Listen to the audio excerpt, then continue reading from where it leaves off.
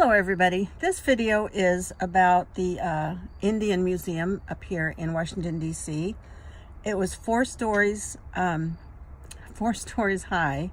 The bottom story was merchandise and a cafe.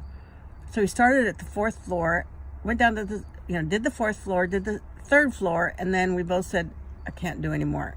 I can't. It was just so overwhelming how we treated the Indians really crappy. And in the video, occasionally, well, maybe more than occasionally, you're going to hear some panting. That is my dog, Neil Diamond, aka Neely, strapped to my chest, inches away from this camera. So I apologize for that. Enjoy the video. Bye.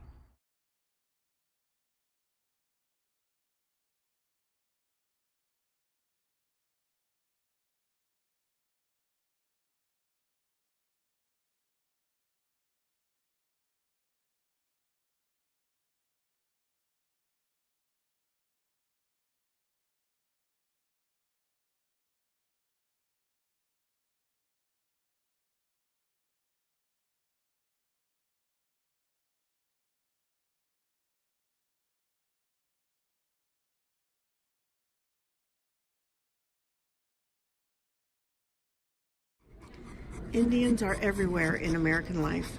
It's strange, nearly all that can be named or sold has at some point been named or sold with an Indian word or image.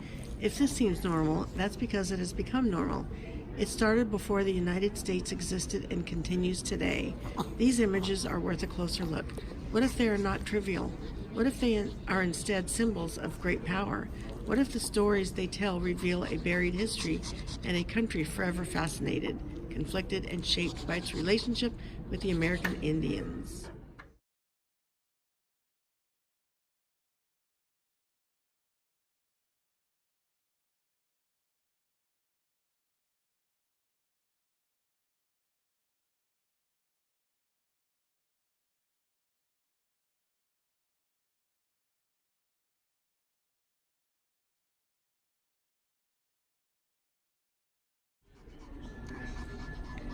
The case of the Puget Sound fishermen ended up in the courtroom of George H. Boldt, a conservative, no-nonsense judge.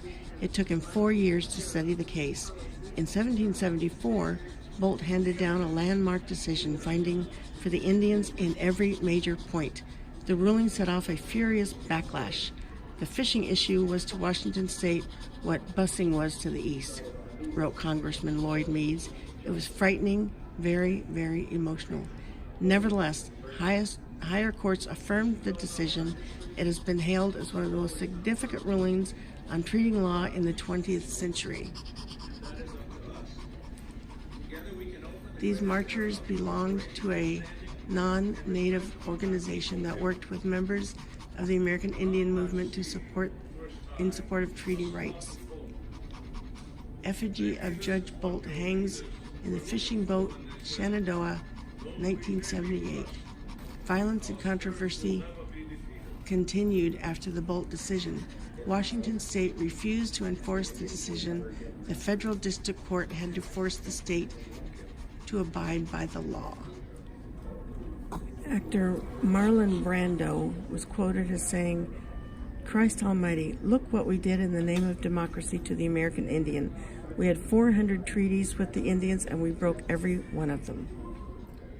The long struggle of traditional salmon fishers in Puget Sound demonstrates how Native people achieved recognition of treaty rights against stiff opposition. Their story achieved national recognition. Viewpoint, the states. All across America, the development and environmental change had depleted natural resources. States enacted conservation laws to protect wildlife and fish. In Puget Sound, the state of Washington enforced those laws against Indian fishermen in spite of treaties that guaranteed access to age-old fishing places. Commercial fishing companies and non-Indian sport fishermen argued that treaties gave Indians an unfair advantage. They claimed that Indian fishermen would deplete the supply for everyone else. Leschi, a Nisqually chief, refused to sign the Medicine Creek Treaty.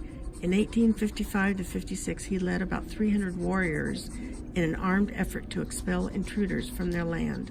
Betrayed by 2 of his men, he was captured, tried, and hanged.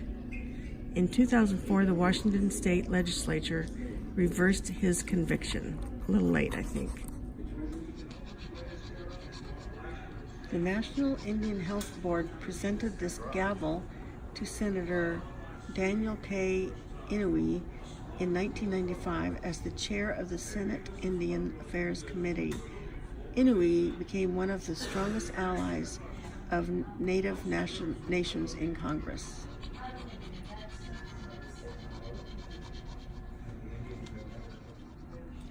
Mile Marker Post 2016 to 17. Indigenous people and their allies from around the globe joined the Standing Rock Sioux tribe to protest a pipeline built without adequately consulting the native nation most affected. The protesters, who call themselves water protectors, established 3 camps near the pipeline's planned crossing of the Missouri River.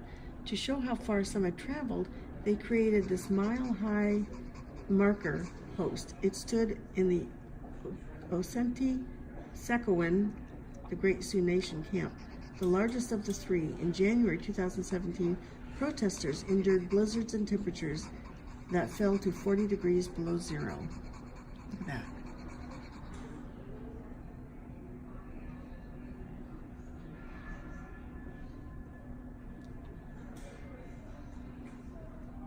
Amazing.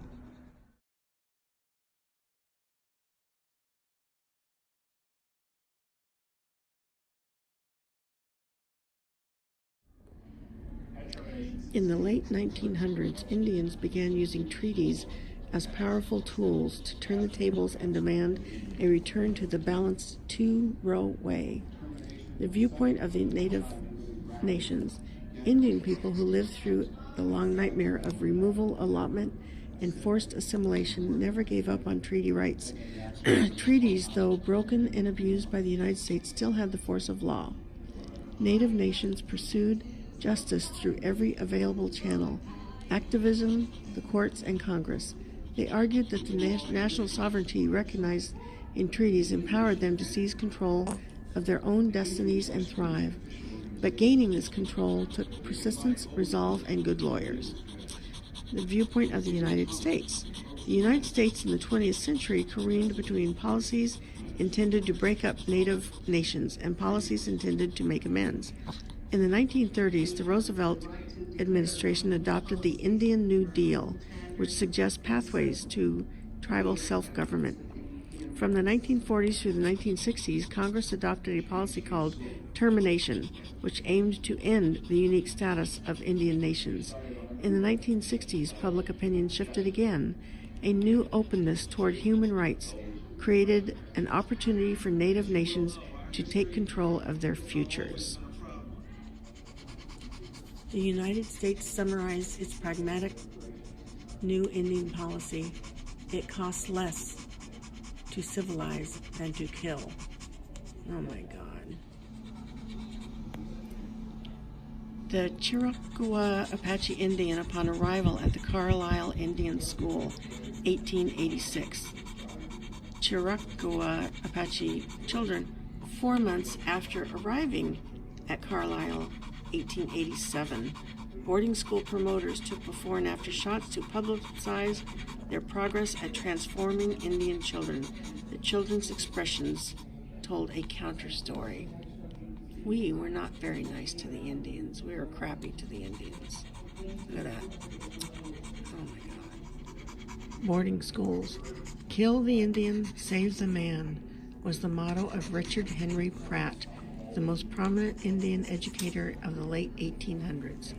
Progressive reformers like Pratt believed it was essential to get the Indian children away from their families and nations in order to prevent parents from raising the children in their own cultures. So the reformers founded boarding schools where children could be isolated from Indian languages, values, and traditions. Cultural erasure was the stated goal. That is ridiculous.